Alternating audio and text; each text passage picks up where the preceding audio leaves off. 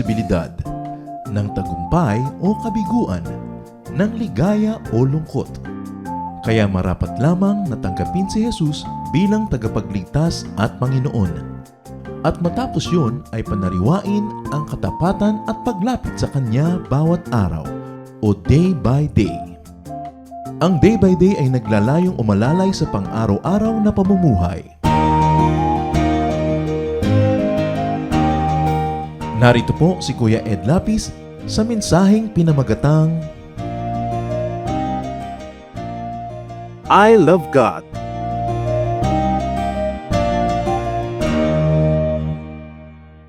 Parang napakahirap sabihin sa ilan sa atin yang I love you, Lord.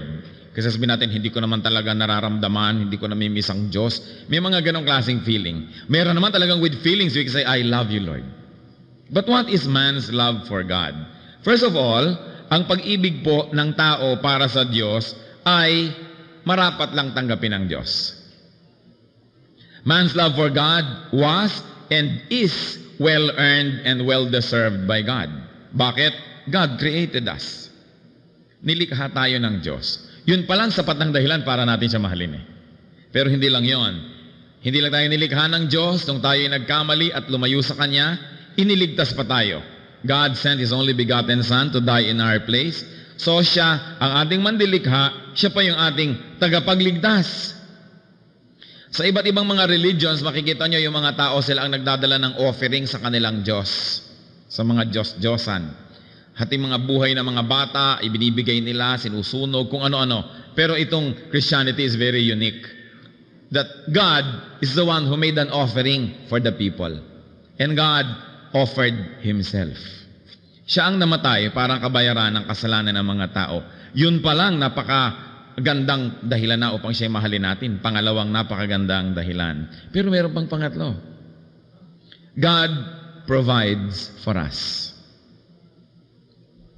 Sa lahat ng ating pangangailangan, God has provided. In fact, if the Lord has not provided for your every need, you will not be here today. Dapat namatay na tayo somewhere sa gutom, sa uhaw, hindi na tayo na-protect. Wala na tayo dapat dito. Your very presence is a testimony to the fact and is a proof to the fact that God has been a good provider. Sa katunayan, yung mga nagjejeta at pinipilit talaga na labanan ng tukso ng sobrang pagkain, isang malaking patotoo that God really provides. Tayo pa ang umaayaw. Tayo pa ang umiiwas. God provides. And then, there's another reason why our love is well-deserved by God. God forgives us. In other words, God always gives and forgives. Paano nyo pa ba naman hindi mamamahal ang isang ganyang uri ng pagtingin? God created us, God saved us, God provides for us, and God continues to forgive us even while we commit errors. Kuminsan tayong mga tao, pag meron tayong minamahal, meron tayong nailigtas, meron tayong tinutulungan, binibigyan ng provision, aba, ang higpit-higpit na natin. Pag nagkamali yun talagang sinusumbatan na agad at sinusukat. But God, who created us, who died for us, who provides for us, even continues to forgive. Ang bait-bait niya. Kaya nakikita po natin that our God, our love for God is well deserved by Him. Now, what else can we say about man's love for God? It is expected of God's people. Kung tayo ay anak ng Diyos, inaasahan lang na mahal natin ang Diyos. Karapat-dapat lang. Bihira naman yata kung meron man anak na hindi nagmamahal sa magulang. Minsan nagtatampo, kuminsan akala mo hindi mo mahal dahil teenager ka pa lang, lagi kang pinipigil, pero pag laki-laki mo, nagkaedad ka sa mga, ay tama pala siya. Kaya pala, mahal na mahal ko siya. Kaya lang minsan may mga moments that love is clouded by our personal interests. But then, it is expected of God's children to love Him. Sabi sa John 8:42, Jesus said to them, if God were your Father, kung anak ka talaga ng Diyos, ama mo siya, you would love me. Kung anak ka ng Diyos, mamahalin mo ako, sabi ni Jesus. For I came from God, and now am here. Ako'y galing sa Diyos, ako'y anak ng Diyos, so kung talagang anak ka ng Diyos, dapat mahal mo ako. It is expected of God's people. So first, it is well-deserved, then it is expected. What else can we say of man's love for God? It is commanded by God. Sabi sa Matthew 22:37, Jesus replied, "Love the Lord your God with all your heart and with all your soul and with all your mind." Utos pa rin. Napakahalagang mga dahilan kung bakit dapat mahalin ng Diyos. God deserves it. It is expected of God's people. And 3, it is commanded. Any of those 3 reasons is enough for us to love God. Tapos 3 pa. Ngayon, how can we express our love for God? Kumisan ang hirap ipahayag. Mabuti pa, mahal mo yung aso o bigyan mo ng pagkain, tapik-tapikin mo, madaling ipakita. O mahal mo yung girlfriend mo, bigyan mo ng tsoklateng konting puso. Mahal mo ang nanay mo, entregahan mo. Di ba? O mahal mo ang iyong asawa, alalahanin mo siya, ganito, ganito. Madali, ipakita, abutan mo ng malamig na tubig, abutan mo ng kape o ano, madaling ipakita. Pero paano ipinapakita ang pag-ibig sa Diyos? Parang napaka-abstract. Kaya maraming mga tao hindi naiintindihan, paano ko nga ba mamahalin ng Diyos? Hindi ko naman siya pwedeng abutan ng kape o kamutin ng likod. Paano ko siya mamahalin? Our love for God, first and foremost, need not be emotional. Lagi kasi natin ine-equate yung love with emotion. Marami sa atin parang hindi emotionally involved para tuloy hindi natin mahal ang Diyos. Although a lot of us are so blessed that even that love for God is expressed through emotions. Nararamdaman din, may emosyon. Mabuti, maganda yun. Pero hindi lahat kasi ng tao emotional. Di po ba? Kaya tuloy, pag hindi ka emotional, akala mo hindi ka na rin umiibig. Akala mo hindi mo mahal. But then, love for God can be expressed through many ways. And some of these are, number 1, obedience. Hindi nyo malaman kung paano nyo mamahalin ng Diyos, sundin nyo siya. Pagmamahal yun. Kasi ang sabi sa John 14:24, "He who does not love me will not obey my teaching." Ang linaw-linaw ng sinabi ng Panginoon, "He who does not love me will not obey my teaching." Therefore, pag binaligtad, "He who loves me will obey my teaching." Namang problema tayo kung paano makikipagmahalan sa Diyos, hindi natin maipahayag, hindi niyo siya maabot, nasan siya, paano ko gagawin? Obey. That is love. Para mga anak, mahal yung mga magulang nyo, sundin sila. Liba nilang pinapagawa sa inyo mali o masama. Isa yan sa pinakamadadaling at pinakakitang-kita, pinaka-obvious, pinaka-tangible ways to express love. Niya, obey. Sabi sa John 14:15, "If you love me, you will obey what I command." Kaya huwag tayong sabi, "Lord, I love you, Lord, I love you, Lord." Pataas-taas ng kamay at luha-luha, "I love you," tapos hindi naman sumusunod. But if you love me, you will obey my commands. John 2:5, sabi niyang mother ni Jesus sa mga servants, "Do whatever He tells you." Obedience.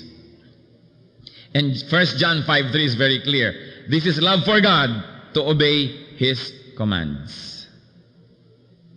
So nakakita na tayo ng isang malinaw, madaling makita at madaling masukat na paraan kung paano natin iibigin ang Diyos. Remember, it is commanded of us to love God. Not to love God is to sin. Pero huwag naman dahil sa takot kaya natin siya mamahalin. Dahil well-deserved naman niya yon. Napag-usapan na natin ang mga dahilan. Di po ba? It is well-deserved. It is expected of us. So paano ipapahayag? 1 is through obedience. If you love God, obey Him. Then, another way to express our love for God, service. Serve God. Matthew 6:24, "No one can serve 2 masters. Either he will hate the one and love the other, or he will be devoted to the one and despise the other. You cannot serve both God and money." Meaning, may expected pala that God is to be treated as a master. A master must be obeyed. And it is one form of showing our love, to serve. Sabi nga nila, at pabalik-balik, we just revise it a little bit, you can serve without loving. Pwede naman eh. Binabayaran kayo, utusan kayo, pwede kayo maglingkod without love.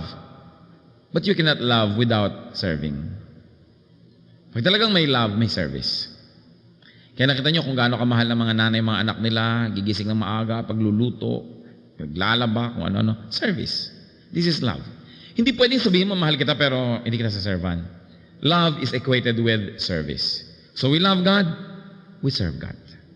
Third, how else can we show and express our love for God?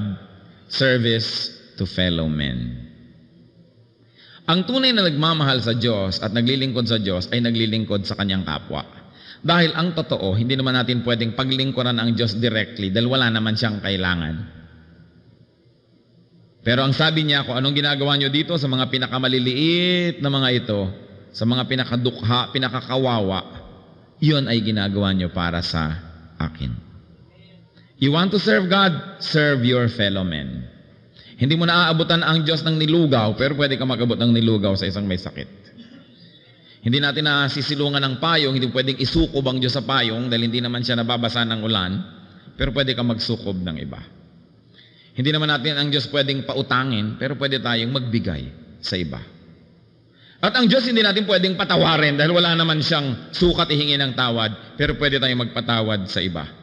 Sapagkat lahat ng ginagawa natin sa ating kapwa, lalong-lalo sa kapatiran, ay ginagawa natin para sa Kanya o ginagawa natin sa Kanya. So John 21:15-17, when they had finished eating, alam niyo po itong Pedro, napakalakas ng loob magsabi kay Lord, ako'y mamamatay para sa iyo, hindi kita itatanggi kahit kailan. Sabi ni Lord, dahan-dahan kasi mapagsasalita sapagkat baka kainin mo yung mga sinasabi mo. And anyway, itinatwa ni Pedro ang Panginoon 3 beses. Noong nagkakahulihan na, at siya ina-identify na kasama ni Jesus of Nazareth, itinatwa na niya, hindi ko kilala yan, hindi ako kasama. Hindi, kamukha ka pa nga ng punto Hanggang nagmura pa siya para lang masabing, ay hindi nga ito alagad ni Kristo na nagmumura. Lahat na nang pwede niyang gawin para itatwa, huwag lang siyang mapahamak at mahuli. In other words, 3 beses niyang idininay ang Panginoon Pagkatapos ang Panginoon ay nabuhay na muli, anong nakita niyang ginagawa nila Pedro? Nangingisda na naman, ginawa na ngang fishers of men, naging na namang fishermen. Bumalik sila sa dati. Nalimutan nila yung dapat nilang gawin para sa Panginoon, takot ang nangibabaw sa kanila, at yung personal na mga pangangailangan, needs and personal agenda. So they went back fishing. At pagkatapos, nung nangingisda sila, nakita nila ang Panginoon doon sa may pampang, nag-iihaw na ng isda, hindi naman ng isda, no? At nung sila ay lumapit, sila ay pinapakain. Pinaglilingkuran sila at namagitan kay Pedro at sa Panginoon tong usapan na ito. Sabi niya, when they had finished eating, John 21:15-17, Jesus said to Simon Peter, Simon, son of John, do you truly love me more than these? Siguro more than this fish. Dahil bakit fishing na naman ang ginagawa niya? No? More than this, your personal interest, your personal agenda, your personal needs. Sabi, yes, Lord, you know that I love you. Sabi ng Panginoon, Eddie, feed my sheep. Then again, Jesus said, Simon, son of John, do you truly love me? He answered, yes, Lord, you know that I love you. Then Jesus said, take care of my sheep. Pangatlong beses, tinanong naman siya, Simon, son of John, do you love me? Peter was hurt because Jesus had asked him the 3rd time, do you love me? And he said, Lord, you know all things. You know that I love you. And Jesus said, feed my sheep. 3 beses na idininay ni Pedro ang Panginoon. Kaya 3 beses siyang tinanong ng Panginoon. Ang ganda-ganda ng mga even numbers. No? 3 hakbang bumaba si Peter sa denial 1, 2, 3. So tinanong siya, do you love me? Nakaakyat siya, yes. Do you love me? Yes. Dumakyat siya, yes. So bale, na-restore siya sa kanyang former place. But beyond that, there was a very deep thing that was happening between Peter and the Lord. Kasi ang ginamit dito sa Greek, if you will read it in Greek, ang sabi ng Panginoon, Peter, do you agape me? The highest form of love, yung talagang sukdulan. Sabi naman ni Peter, yes, Lord, you know, I phileo you. The second level of love. At least honest si Peter. Sabi niya, therefore, feed my lambs. In other words, kung mahal mo ako, pakainin mo itong aking mga anak. Tinanong na naman ng Panginoon si Peter, sabi ni Lord, do you agape me? Sagot na naman ng Peter, Lord, you know that, yes, Lord, I phileo you. Tend my flock. Take care of my people. Ang sabi ng Panginoon, yung pala't mahal mo ako. The third time, diba? Nasakta na si Peter.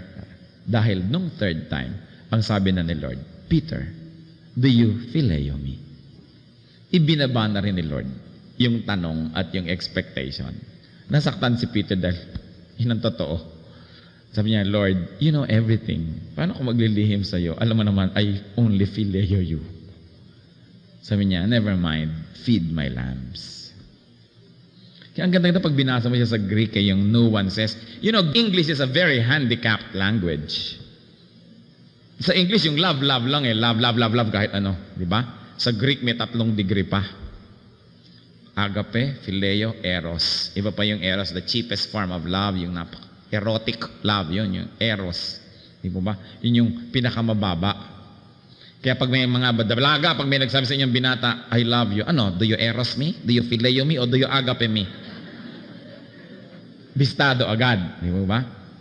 In any case, sabi niya, mahal mo pala ako, therefore, feed my people. Mahal niyo ang Diyos, mahalin niyo ang kanyang mga anak. Ang dali-dali kasi mga Kristyano maging hypocrite. I love you Lord, patulo-tulo pa ang luha at bla bla bla. Tapos hindi naman mahal yung katabi. Diba? You don't care if drops dead.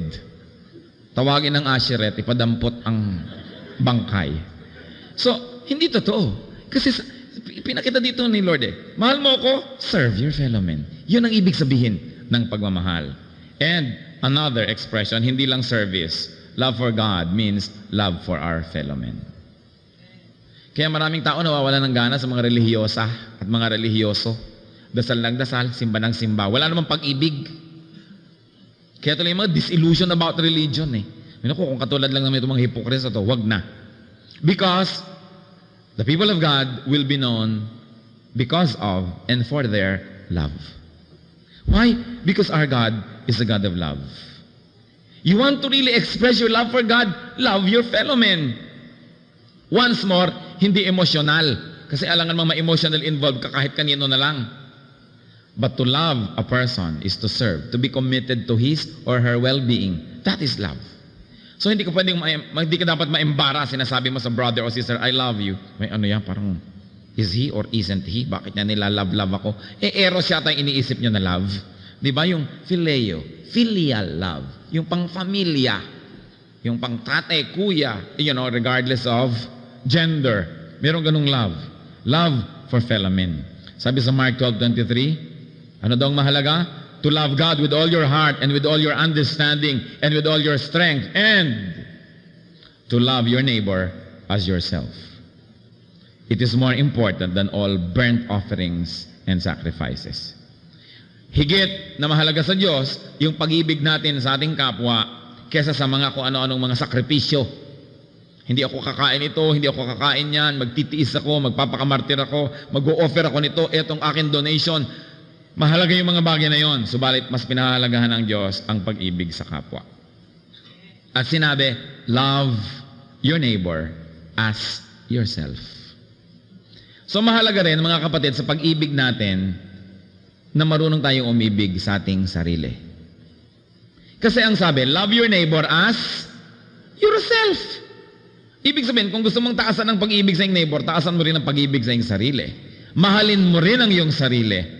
Kasi kung paano mo lang minamahal ang sarili mo, dun mo lang mamamahal ang iba. Hindi naman tayo tinuturuan na magpakamartir at huwag mahalin ang sarili. Pero sabi, huwag mo lang mahalin ang sarili mo higit sa pagmamahal mo sa kapwa mo. Ibig sabihin, ayaw mo na ikaw ay sinusutsutan, huwag ka mang sutsut sa iba.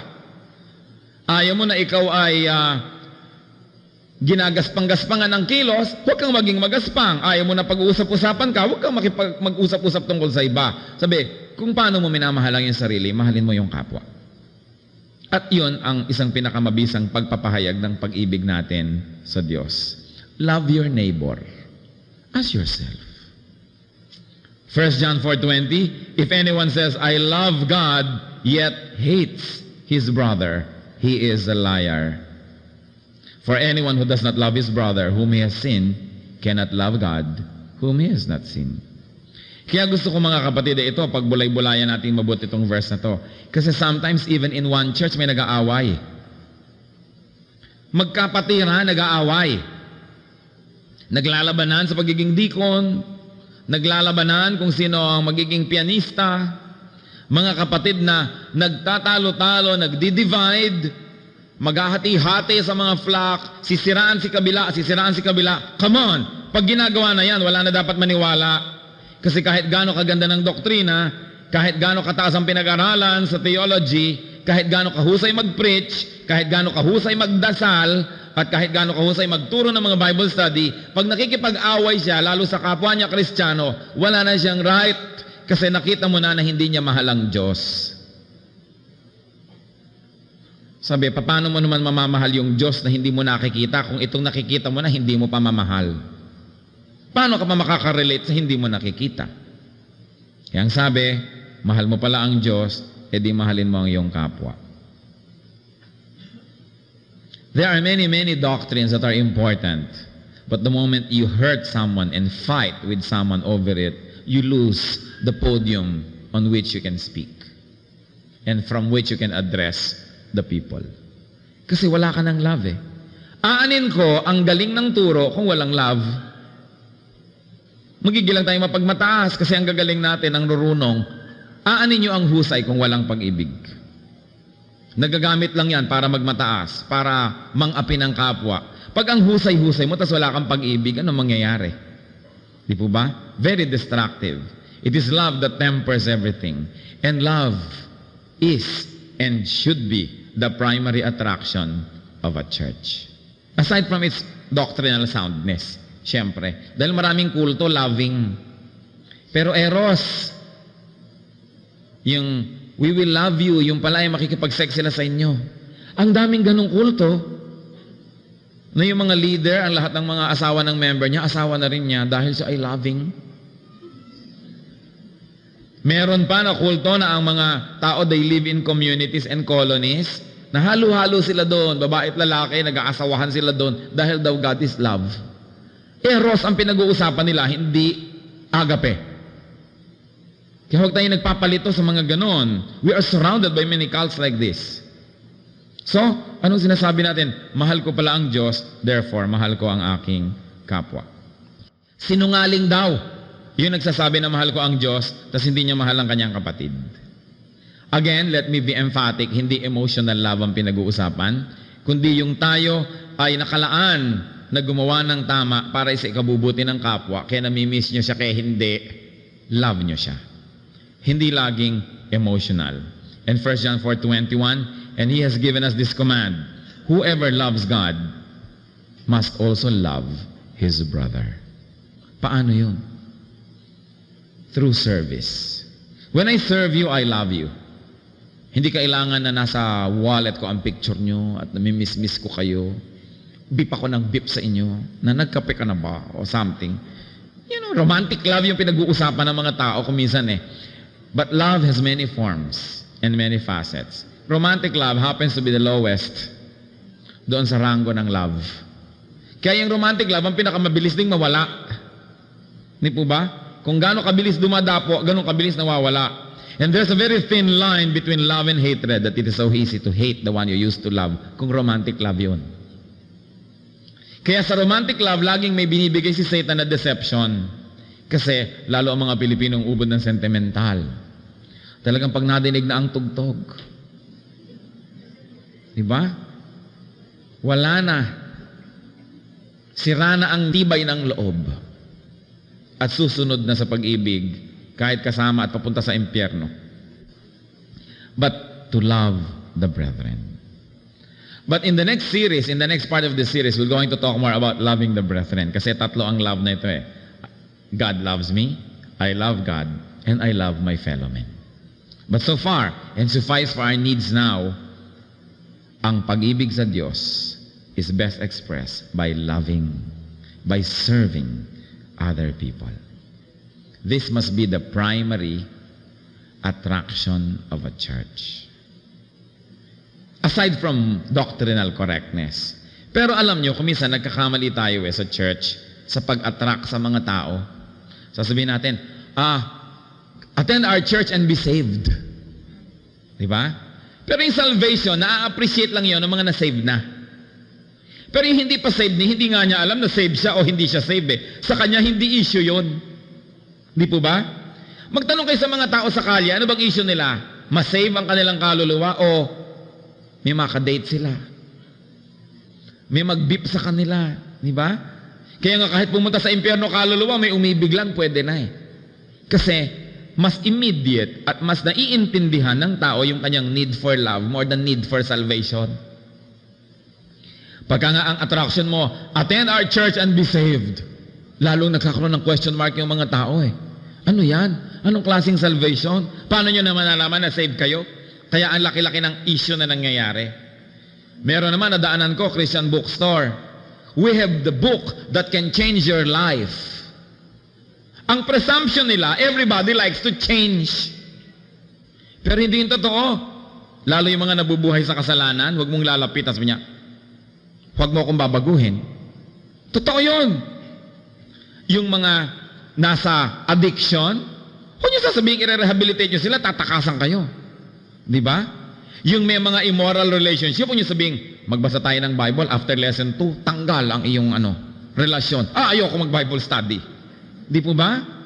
Yung mga nagmamadyong, ayaw niyan mag-Bible study, sabihin, baka mamaya pipigil-pigilin niyo ako magmadyong, ha? Meron tayong mga Kristiyano na mga mali-maling presumption eh. Na unang-una, that people are interested with salvation. Attend and be saved. Kaya walang umaattend, nilalangaw. Dahil konting-konting tao ang nakaka-realize na gusto niya at kailangan niya ng salvation. So, it's not a good marketing strategy that you are selling salvation because people don't even know about the product and they don't feel a need for it. Lalo, change your life, lalo namang ayaw ng mga tao. Ang gusto lang mag-change ng life, yung absolutely desperate. Kukunti naman yun eh. Di po ba? Pero, pag sinabi mong, come here and be loved. Nakaka-intriga yata ito. Alam niyo kung bakit? Because 99.9% of people feel that they are underloved. Love naman talaga ang kailangan ng mga tao eh. Hindi po ba? Love talaga. You know why the Lord was attractive to people? Because He was loving. Hindi lang dahil ang galing-galing niya mag-lecture. Ang dami naman magaling mag-lecture eh. Di po ba? Kasi loving siya. You know what made the first century church attractive as described in the book of Acts? It's love. Sabi sa Acts, araw-araw magkakasama yung mga Kristiyano, breaking bread together, thanking God, praising God with sincere and loving hearts. Pag may nangangailangan, may nagbebenta pa ng property niya para lamang tulungan yung nangangailangan. Sabi ng iba, ay gusto kong sumali sa ganyan. There's a lot of love. It's also one of the reasons people why the church has been fairly unattractive, especially to outsiders. Wala naman talaga makitang love. Kadarating-dating pa lang yung bisita, kinakast out na. Papangalawang attend pa lang, ipinapabasag mo na ang kanyang mga alagang Buddha at kung ano-ano. So, parang unloving naman tong church na to, yung pinapahalagahan ko, tinutuligsa. Di po ba? Hindi pa niya na-appreciate yung mga religious nuances, yung mga shades of meaning ng religion eh. Tinutuligsa mo na siya, tinutuligsa mo lola niya, yung tiya niyang religyosa. Very unloving yung church kasi ang church napaka-judgmental. Kaya nakita niyo ang Panginoon, di ba? Bihirang-bihira naman mang-rebuke ka. Ang nire-rebuke lang niya lagi yung mga Pharisees, yung mga hypocrite. Pero yung mga sinners, welcome. Anong tawag kay Kristo? Friend of sinners. Pero hindi, ang mga Kristiyano ngayon. Sobra tayo. May kaibigan ka. Halimbawa, naninigarilyo. Pag pupunta na sa church, huwag ka maninigarilyo doon, ha? Ibig sabihin, yung parang, hindi ka accepted doon. Kailangan maging kamukha ka namin para ka maging acceptable. Ibig sabihin, ano ba ako? Hindi pala ako a-acceptan dyan, eh. Bakit ako pupunta dyan? Of course, ayaw naman natin naninigarilyo sa dyan, eh, mga lungs natin, eh, baka naman magkasakit tayo. Pero ang point, ang ginagawa agad natin, pagka mayroong mga bago, pinipilit natin silang mag-conform sa atin for our own comfort and to their discomfort. So, anong nangyayari? Ayaw nila. Ano bang mabuti umattend sa'yo dyan ang nakapang-basketball dahil papunta sa basketballan mamaya o huwag na lang siyang umattend? Alam niyo, di ba? Jeprox siya eh. Haba-haba ng buhok, nasa ripe eh, no? Kaponitel pa siguro. Ngayon, haba ng buhok na kaibigan mo, evil. Di ba? Anong suot niya? Camel's hair. So kung tutusin mo, ano kayang equivalent nun today? Siguro naka-walking shorts siya, naka-walkman, at kung ano man ang itsura niya, hindi siya tatanggapin ng church. Si John the Baptist, kung nabubuhay ngayon, walang pag-asa kahit maging deacon. Kasi dapat clean-shaven, nakakurbata, di ba? At gentle at sumusunod sa etiquette, book of etiquette ni Wilhelmina Cruz Tapalla o kung sino man. Kaya tuloy, ang hirap para sa mga unbelievers pumunta sa church kasi we expect them to be already shining examples samantalang they have to go through the system. Dapat i-review yan. Is the church loving or judgmental? Alam nyo, meron akong Bible study na talaga namang hirap na hirap ako dahil may naninigarilyo. Pero hindi ko naman siguro dapat sabihin sa kanya, huwag ka manigarilyo kasi evil yan. Dapat ko siyang turuan at dapat siyang dumating sa point na convict siya kung mako-convict siya. Kasi ako'y teacher, hindi judge. Ituturo ko sa'yo. Sabi na sa'yo na kung gusto mo sundin yun o hindi, ba't kita panghihimasukan? Diyos nga, hindi ka pinanghihimasukan eh. Ako pang manghimasok. Kasi ang mga religious people ngayon, lumalampas sa kanilang dapat gawin. There's very little love in the church. Di ba? Sa atin lang eh, sa church na ito, come on, ganun din yun. Pag kayo, nasa inyong bahay, may bisita kayo, ano una ninyong gagawin? Una silang papaupuin, di ba? Papakainin, kakausapin. Dito ang mga bisita, walang kumakausap. Pag upuan, nauna na yung mga dati. Ay, naku, bahala na yung mga bisita maghanap. Bahala sila sa buhay nila. At syempre, sa parking, nauna nang nakapark ang pastor at ang mga deacon at kung sino-sino ang mga Sanhedrin.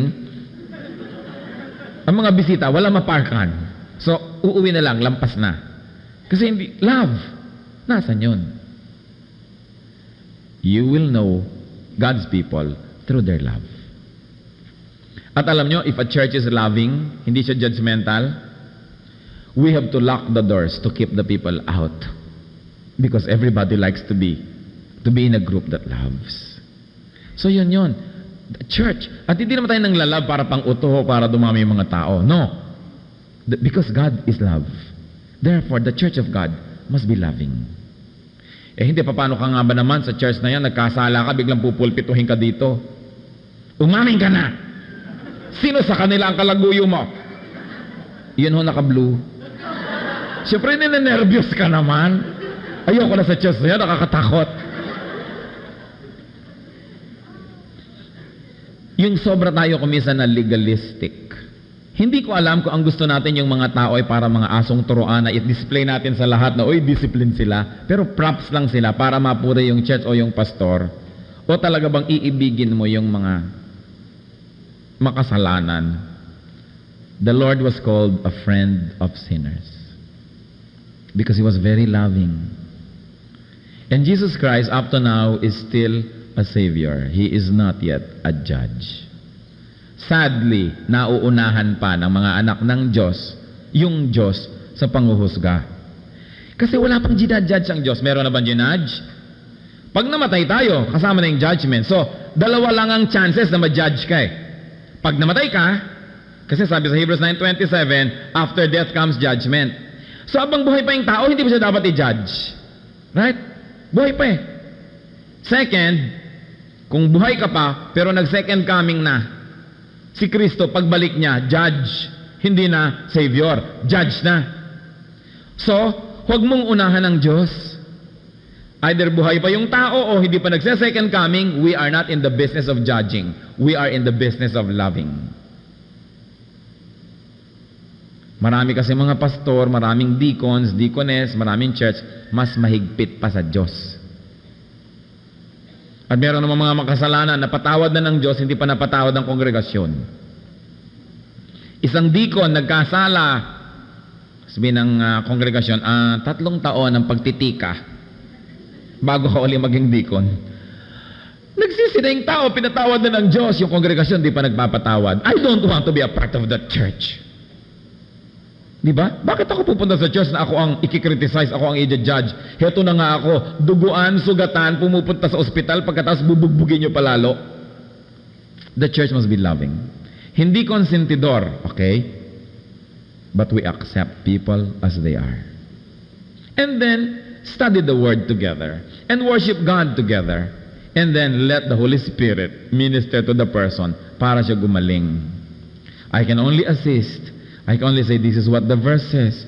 And as the Spirit leads, this is what it means. And this is how it can be applied. But you will not be judged. All the church that is to do is to go back to the original loving chemistry of the first century church. Kita nyo, napaka-loving ng church. In one day, 3,000 people were saved.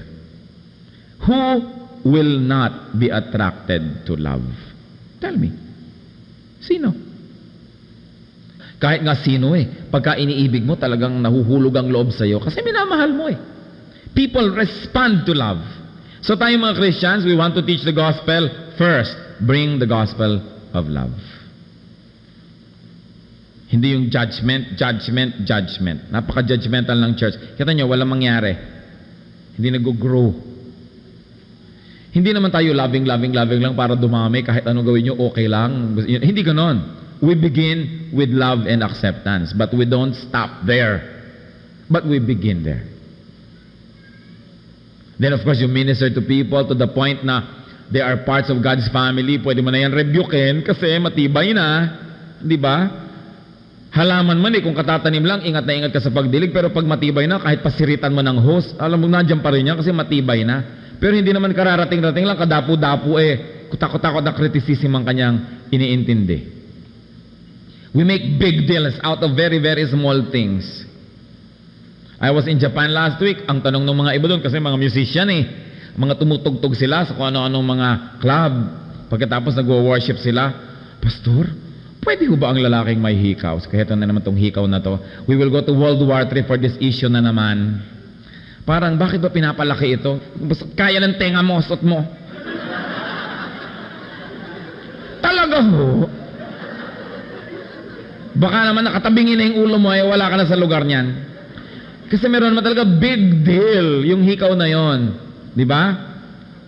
Dahil yung iba na-offend. Sinong na-offend? Ito yung mga conservative na naman. Maraming tao mas conservative kaysa Diyos. Hindi ko naman sinasabing ine-endorse ko yung hikaw na yan. Pero ang point, come on, marami tayong ibang dapat pag-usapan kaysa laging yan na lang nang yan. Kung talagang ayaw mong paawat isuot yan, bahala ka sa buhay mo. Pag sumabit ka sa jeep, nakaladkad ka, pasensya ka. But it's a personal matter. Yung buhok-buhok lang na yan, kung susukatin ng hindi acceptable lang yung hair. Hindi ka pwede. O ang palda dapat ganito. Big deals. You know, in the absence of big things, small things become big. To small minds. Hindi yung nasa labas lang mahalaga nasa loob. If I'm going to commit an error, I like to commit on the side of being loving rather than on the side of being strict. Kasi ang Diyos nga natawag na friend of sinners. Para sa akin, yun hindi kapintasan. Ibig sabihin, gano'n siya ka-loving na pagkamala siyang friend of sinners. Kasi talaga namang friend siya of sinners. Di po ba? God is a friend of sinners. And we are sinners. Sabi nga ni Paul, I am the foremost of sinners. Buta na lang God is a friend of sinners. Because if God is an enemy of sinners, nobody has any hope. Not you, not me.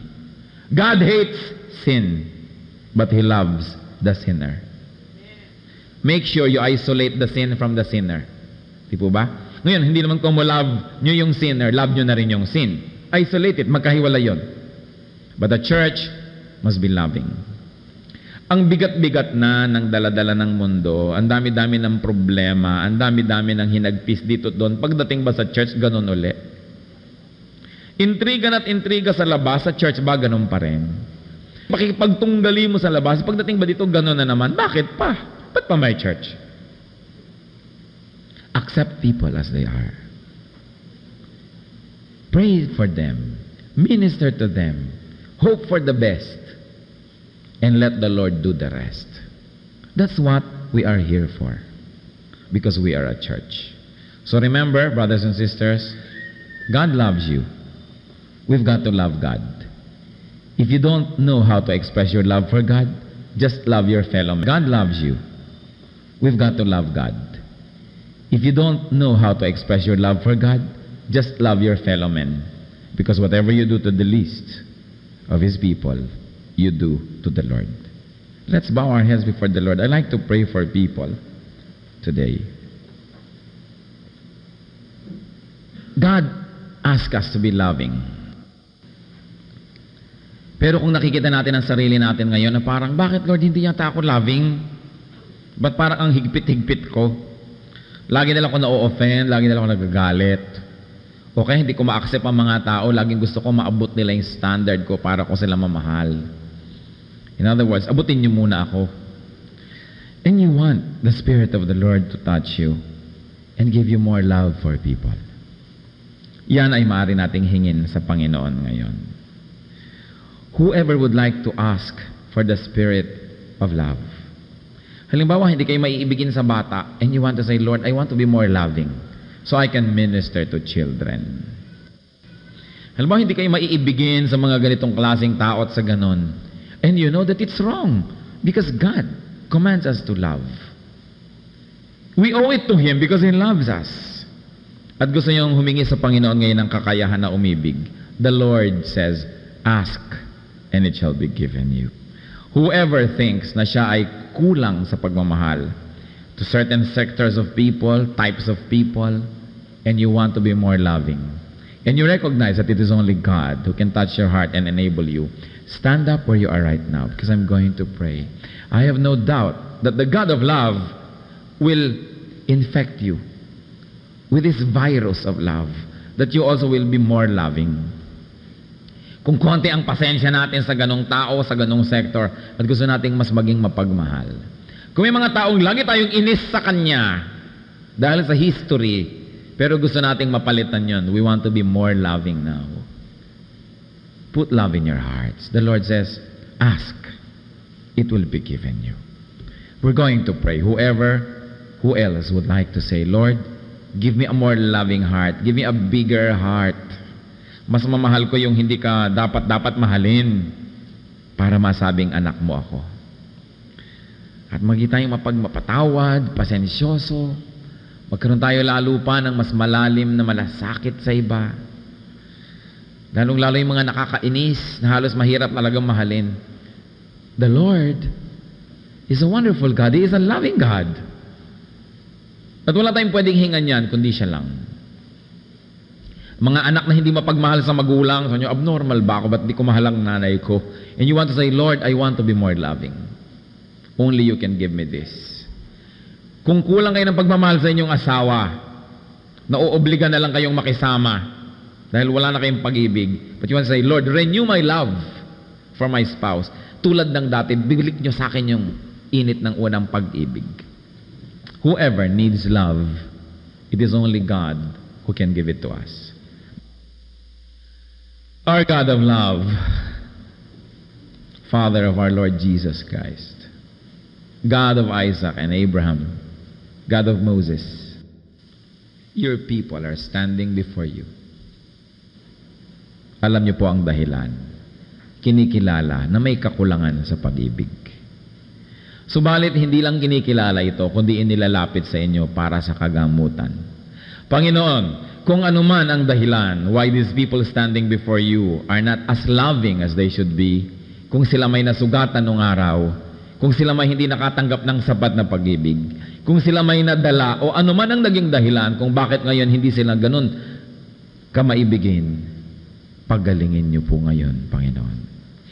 Heal our brothers and sisters who stand before you. We recognize that apart from your healing, we cannot be healthy enough to love. So whatever it is, O Lord, kayo lang nakaalam. Higit pang alam nyo kaysa alam namin kung ano ang mga dahilan, kung bakit may kumipigil, sumasakal sa amin para mas maging maibigin. Panginoon, pagalingin mo po ang lahat ng sugat, ng alaala, sugat ng puso, sugat ng emosyon, ng lahat ng humihingi sa iyo ngayon ng kagalingan. At hinihiling ko rin alang-alang sa sugat ni Jesus, alang-alang sa kanyang dugo. Panginoon, sa pagpapagaling mo sa mga sugat na ito, punuin mo ng ibayong kakayahang umibig ang aming mga puso. Teach us also, Lord, to love beyond reason, to love beyond the mind and the brain, but to love because you are a God of love. Turuan mo kami, Panginoon, laging maging mapagpatawad. Habaan mo ang aming pasensya, Panginoon, sa aming kapwa. Bigyan mo kami ng kakayahang maunawa, maging yung mga punto de vista at mga ideya na salungat sa mga ideya namin. At bigyan mo kami ng malasakit, maging sa mga taong lumalaban sa amin o kumakalaban sa amin, sapagkat ganyan din ang pag-ibig niyo sa amin, Panginoon.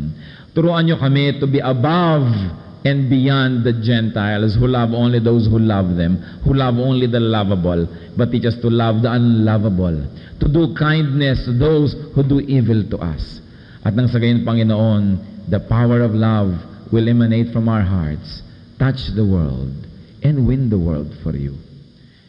Alam din namin, Panginoon, na napakaraming mga tao sa paligid namin, tulad din namin, sila rin ay nangangailangan ng pag-ibig. Iba't iba ang paraan ng paghanap nito, pero lahat kami nangangailangan ng pagmamahal. Nawa, Panginoon, sa pag-ibig mo at pagmamahal sa maraming tao, gamitin mo kaming kasangkapan. Dumaloy sa amin ang pag-ibig mo na yan, at kami man, Panginoon, mapuspos nito. Nananalig kaming dinidinig niyo ang panalangin. Sapagkat ito'y inyong kalooban. Gusto niyo kaming maibigin. Gusto niyo kaming maging mapagpatawad. Gusto niyo kami, Panginoon, maging puno ng malasakit sa kapwa.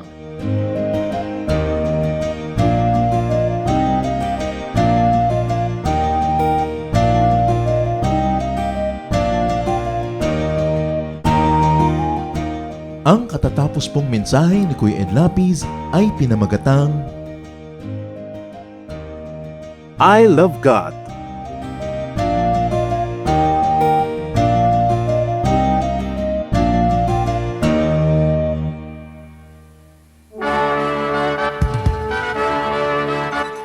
halina't sama-samang sumamba at magdiwang sa Day by Day Jesus Celebration kasama si Kuya Ed Lapiz. Sa bulwagan ng Panginoon, one Sunday a month. All other Sundays, sa mga Day by Day mini bulwagan ang pagtitipon. Para sa buwan ng Marso, gaganapin ito sa March 16 sa Le Pavilion at sa Extension Corner Ross Boulevard, Met Park, Bay Area Central Business District, Pasay City. 7 a.m. ang First Jesus Celebration, 9 a.m. ang Second Jesus Celebration, at 11 a.m. ang Third Jesus Celebration. Para sa updates at schedules ng ating gawain, bisitahin ang Day by Day Friends, ang ating official Facebook page. Mag-email sa daybydayoffice@gmail.com o mag-text sa 0917-549-2624.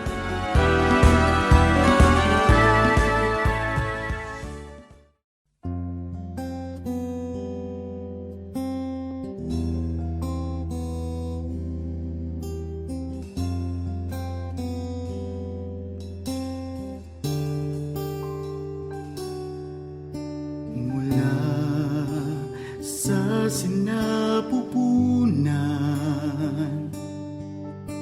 ako'y iyong kilala. Wala na nang iba, sa inyo'y hihigit pa.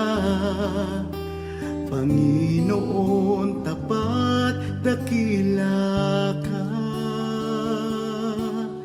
Kayo lang ang pupurihin at siyang tatanghalin, pagkat kay buti-buti niyo sa akin. Ang pag-ibig na sadyang kay ganda, mga pangako niyo'y gabay sa aking daan. Walang makapapantay sa anak ninyong alay. Ang pag-ibig niyo'y sapat kailan pa man.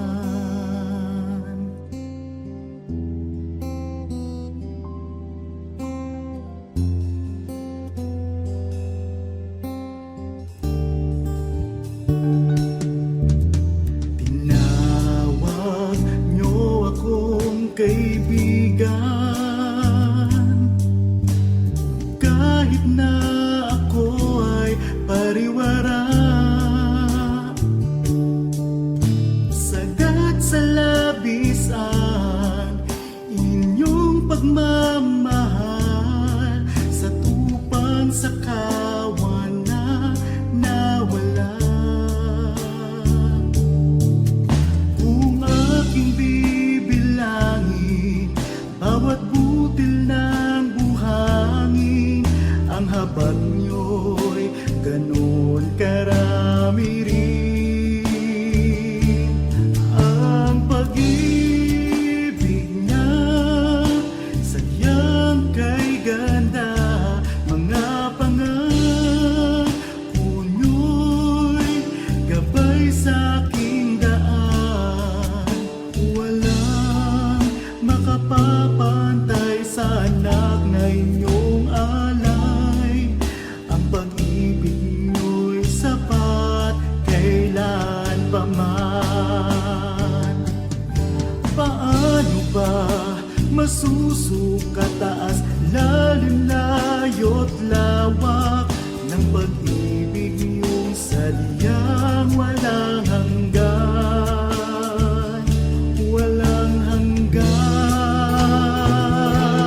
Ang pag-ibig na sadyang kay ganda, mga pangako nyo'y gabay sa aking daan. Walang makapapantay sa anak na inyong alay. Ang pag-ibig nyo'y sapat kailan pa man. Ang pag-ibig nyo'y sapat kailan pa man. Ang pag-ibig nyo'y sapat kailanman.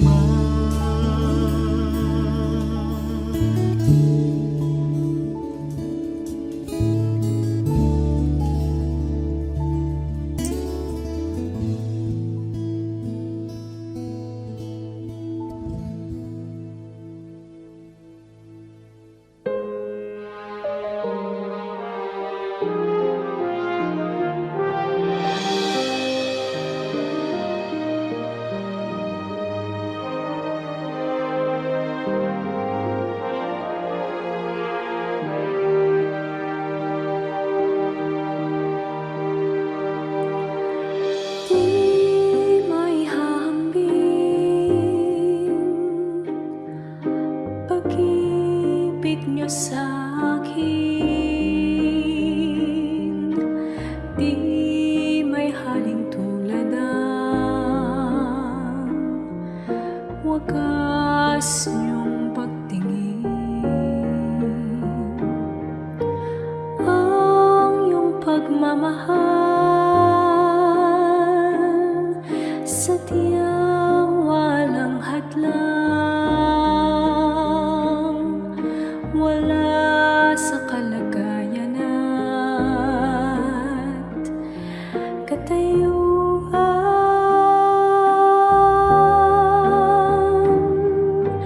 Hawak niyo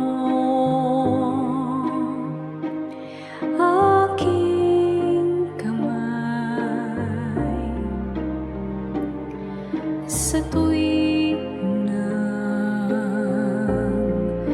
nanananglahay,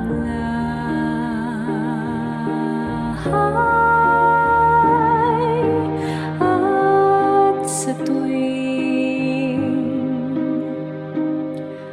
magkamali,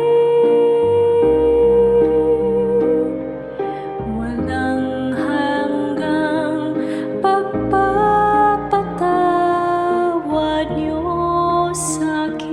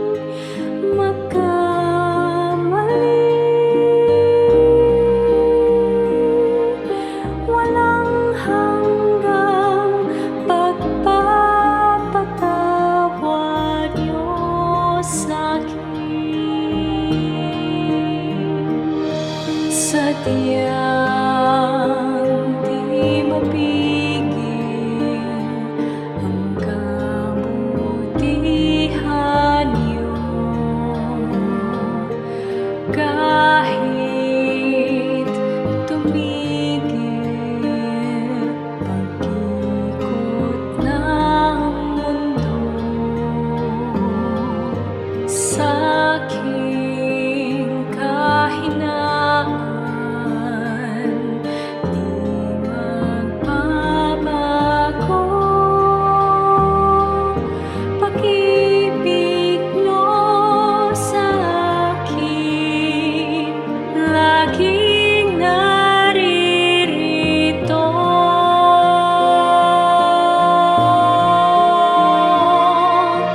Hawak niyo aking kamay sa tuwing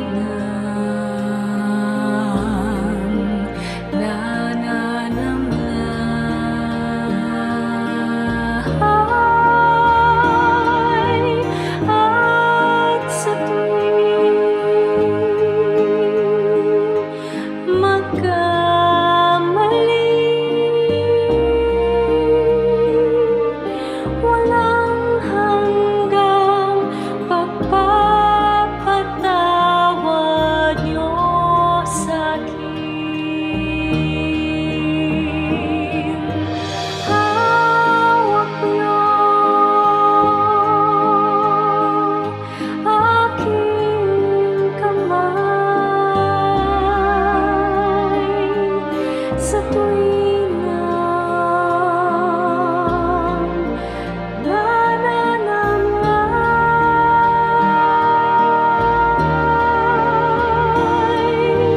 at sa tuwing magkamali.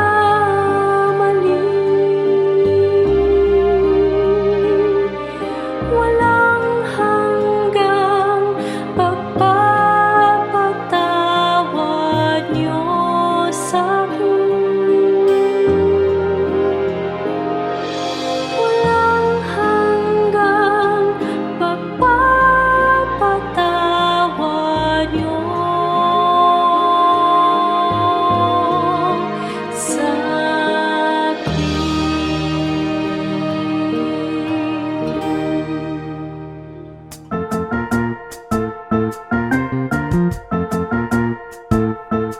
Oras na po para pansamantalang magpaalam ang programang Day by Day. Tayo po'y magsama-sama tuwing ika-6 hanggang ika-7 ng umaga, araw-araw. Magandang umaga po at mabuhay ang Panginoong Hesus!